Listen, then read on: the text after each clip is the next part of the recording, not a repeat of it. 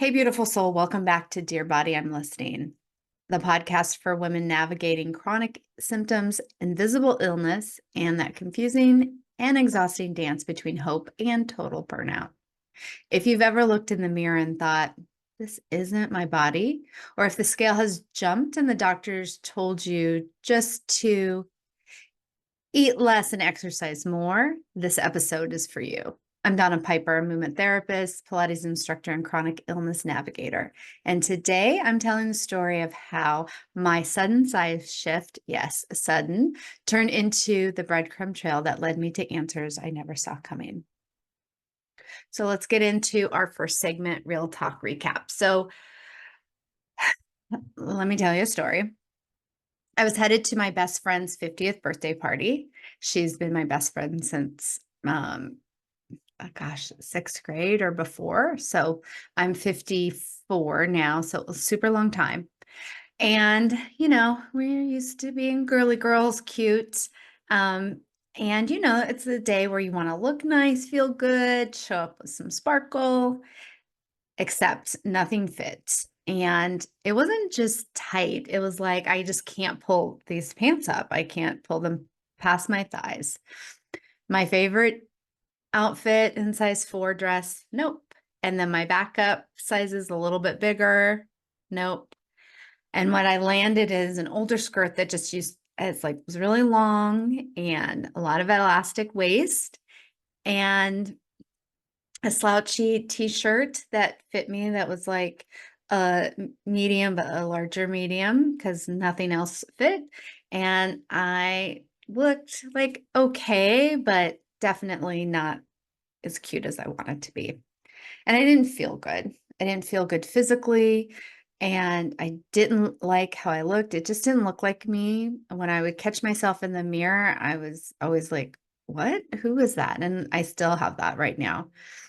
But I still went. And then definitely when I saw the photos afterwards, I was like, wow, I have gotten so much bigger than I used to be. Like, what is going on? And if it was just about weight, um, I wanted to get to the answers, but I might have just brushed it off, but it wasn't. It was my body started to turn and so when you have lipedema as a change, as you progress into stages. So I carried most of it in my thigh. So it looked like little sausages from my thigh to my knee. And I had that fat cup around my knee.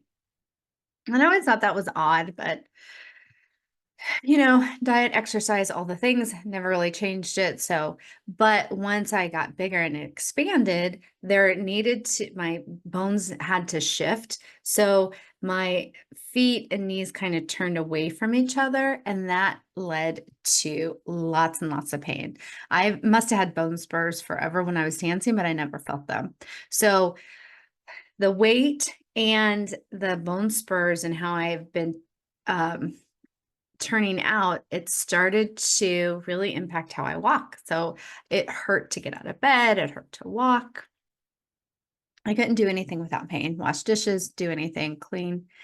And with all the brain fog and all the other things that come with it and the pain that I've always had, and I didn't realize that's later on, but for over a year and a half, walking felt like a punishment. I really was like, I would want to go do things, but it was just in so much pain. And anyone that's had any soda bone spurs are like little tiny horns when you have the x-ray in your feet, and they're very, very painful.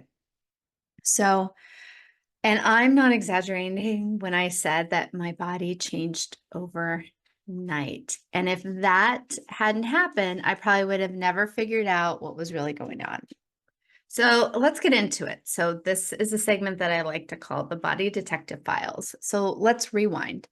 Before the size shift, I had already had whispers from my body, gut issues, fatigue, migraines, random allergic reactions. I chalked it all up to stress, getting older, and I was always told that it's probably your age. It's probably going into menopause. But when they always did my blood test, my hormones were perfectly normal and I wasn't really going into menopause. That was like for the last 3 years, they've been saying that, 5 years really. So I don't know how it is today, but when my body started screaming through the swelling, the weight gain, the pain, and the mobility loss, I had no choice but to listen.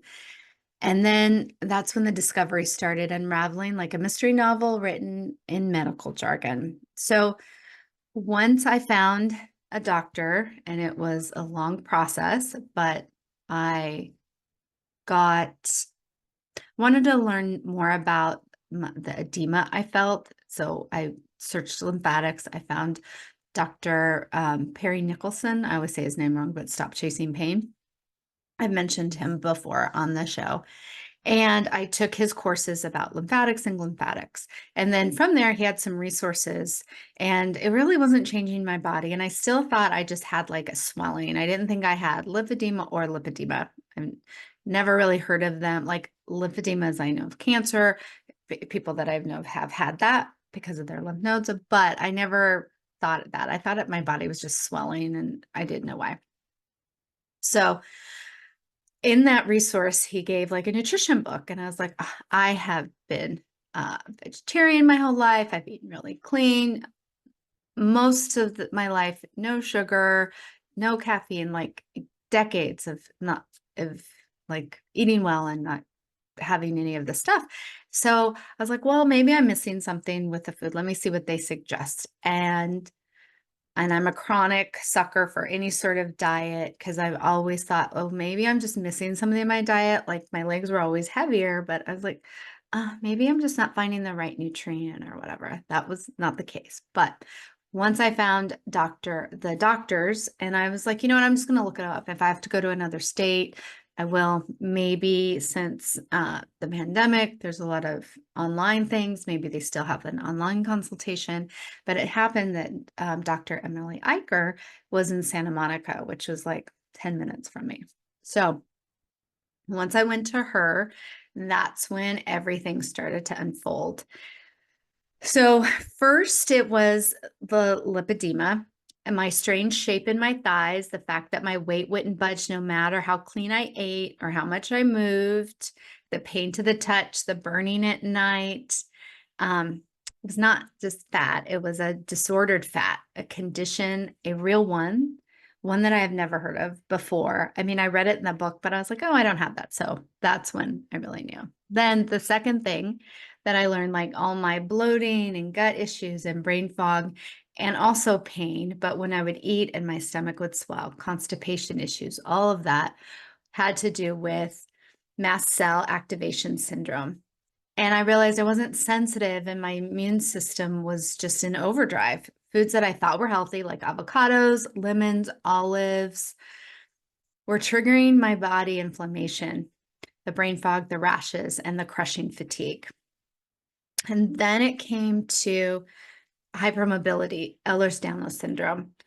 All my years of like joint pain, knees, cracking back, hips, all is just like, I don't know, probably I started seeing a chiropractor for when I was 18, so into my 50s, and it never stuck. Every time the adjustments happened, they just never, I had to chronically get adjusted. Now I've learned a lot more about that. We'll talk about it in other shows, but it was just because I was too flexible and my connective tissue was too stretchy and my body was working 10 times harder just to stay upright.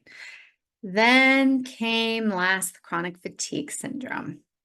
I wasn't lazy or undisciplined. I couldn't understand why I had crushing fatigue. Like I really couldn't, like the thought of taking a shower would like tax me. And when I did take it, it would tax me. The thought of like making dinner, food, doing like basic daily activities was really just daunting. And it is what I found out that I have. It's a cellular energy crisis. And the only real cure is some radical rest. And luckily, Dr. Perrin, who has this technique, the Perrin technique, that has devoted his life to, or his work life to really figuring out what these like the toughest cases would come to him. And he has this process, physical test that he does to put you through and a questionnaire. And then I was lucky enough to find a parent practitioner near me. So, and that flipped everything about my inner dialogue, about how much I should be doing, why I couldn't do it. So it's been a process, and I'm still all right in the middle of all this. And, I have to say, even though I didn't enjoy going from a 4-6 to a 10-12, I wouldn't have known any of this if that actual weight gain didn't happen within a month. And it was rapid. It sounds extreme, but literally like 5 days, 5 pounds overnight one day, then the next. And then there was like a few days break, and then again. So I crept up a significant amount. I had crept up 35 to 40 pounds within a month. And that is crazy. And then that's when the bone spurs kicked in, and then my ability to walk without having issues or getting up without pain, I was like, this is not okay. And this sudden shift was my wake-up call. And as painful and scary as it was, I'm grateful for it now because it cracked me open up to the truth, to the science, and to healing. So all these things that I was just going to live with the pain and then pray that someday my legs and weight would kind of rebalance itself. I probably would still be doing the same sort of thing if I didn't find all these things. And now I think I'm on a real healing journey, even though this isn't easy because a lot of doctors don't know about it. It's expensive. It's like a whole other puzzle. It's not just finding my triggers, because I still haven't found my triggers after a year and a half almost. A little over a year and a half of looking for them, changing my diet, figuring out what is causing my inflammation. So I'm still not there yet, but if that hadn't happened, I wouldn't have discovered oh, I'm not just fat. There's something metabolically wrong or something significantly wrong with my body, that how it's processing things or lack of not processing. That kind of gave me some peace, even though it was daunting emotionally. The moment she told me that I had lipedema, I cried in relief that she just recognized me and validated me, but also oh, she's like, you have the one that's kind of the worst one. She's a very cute doctor. I enjoy her frankness. And it's a hard one to figure out. There's lots of different theories about conservative treatment, surgery, not.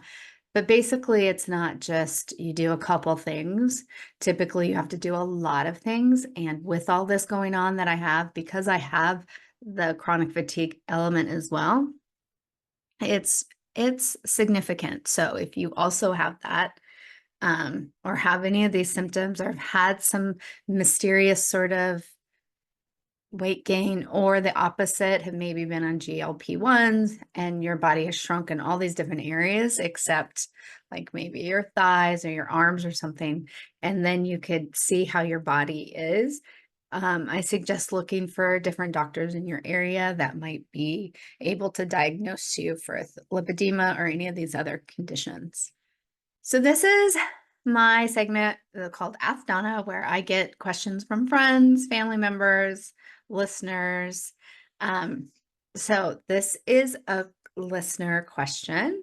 And it says, Donna, I gained 12 pounds in 2 weeks. My doctor told me to eat less and exercise more, calories in, calories out, maybe cut out some sugar and eat some things, but it feels off. How do I know when sudden weight gain is a symptom and not just a bad week? So first off, that's prompted me to tell my story at the beginning. And it is such a good question because as just a general sort of aside to everything, you pretty much know your body. You know when, like, maybe you've eaten bad, or if something is off, or if you're sick, like, you could usually know the signals of your body. We go to professionals to help kind of take our symptoms and that information and put them in a way that we can get some help and relief, right?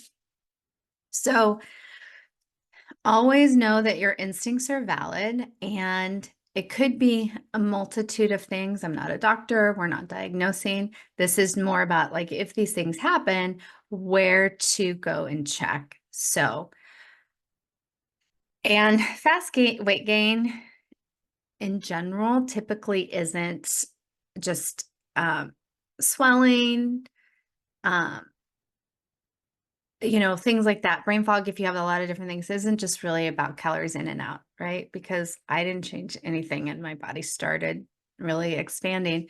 So they said, oh, it was maybe I'm not really doing what I said I was doing, how I was eating and how I was moving.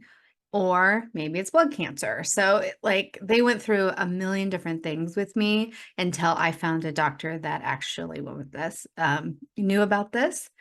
Um, but just know too that it's could be a symptom. So if you're someone that if you think you have this, that your weight gain is like a symptom, it's not a willpower problem, right? Because calories in, calories out thing. Again, for women, they're finding this is totally wrong. Like, most women undereat, and that is with women with lipedema, that is a major thing. You typically don't eat a lot. So you can be anorexic and also still have this disease fat on your body. The fat doesn't respond. So if you suddenly gain, weight, always go to your doctor and find out what is going on, do your blood work. And then um, if you have some of the other things, maybe like you have your legs feel really heavy, or they feel swollen or kind of burning in the upper thigh, you're exhausted, but maybe you're also like wired, you crash in the day. You might have noticed like some bruising or pain to touch in your legs or skin texture. Your joints maybe are more stable, or your like physical body has changed. Then find some doctors that might help you, because you could potentially have lipedema. And then don't gaslight yourself. Just start tracking so you have information to take with them. So if you can track your food, how much you do, your movement, and look for foods that might trigger you. And then what is your sleep and poop situation? Yeah, we're going there because constipation is big with all of the issues that I talked about. And I knew I had like this gut problem. I always feel constipated. So I've always been looking for something, and they are definitely related. All of those conditions that I had mentioned, there always is a symptom of constipation, and we're going to get into it in another show, but just know, like, if your system is not expelling, then, and if your lymph system isn't actually working that great, but the lymph system takes out all the garbage, right? So if you're not expelling that, and there's a few ways that you do that, but one of them is by pooping. And if you're not pooping, then that stuff's also staying in there and it's contributing and to all the other issues. And that's what my personal story is with that. So, and then just bring this information with you to your regular doctor, or a functional doctor, or an integrative doctor. And preferably, if you could do a little research, if they've heard of lipedema, mast cell activation disorder, chronic fatigue, or hypermobility, if they're a little familiar. A lot of doctors aren't, so you might have to educate, but to have this information, like a little sheet, so you can say, this is not just in my head, it's not just that I think, this is what I've been doing and how I've been tracking it. Can you help me? And if you haven't heard of these things, can you refer me to someone that has? So let's get into the weekly feel good flow. So today's feel good flow is for days like you can't walk far, but still want to get things moving. This really helped me during my unable to walk period of time. and especially after I took the all the courses on lymphatics, and I have a history in teaching Pilates, yoga, movement. So this is what really helped me, and I want to share with you. It's called the supine lymph wave. So it's super gentle for the days that your body is just like, no, no, it's not happening today. But we know that movement helps. So any small movement on the days that you're really needing to rest or not do a little bit of movement goes a long way. So this is kind of like a variation of legs up the wall with a little bit more of a oomph. So lie on your back, bring your legs up either the wall, a couch, headboard, anywhere where you're can be inverted. So always check if that is medically good for you to do this. But if you have no problems, otherwise, this is great for days that you just need a little more support. Then with your hips relaxed, you're just going to gently point and flex your feet 20 times. And what this does, it pumps the calves and it wakes up the lymph. So we have a lot of different places where the lymph gets pumped. So blood flow goes one way, lymph goes from down up. So what you want to do is point and flex to get those your calf pumps going.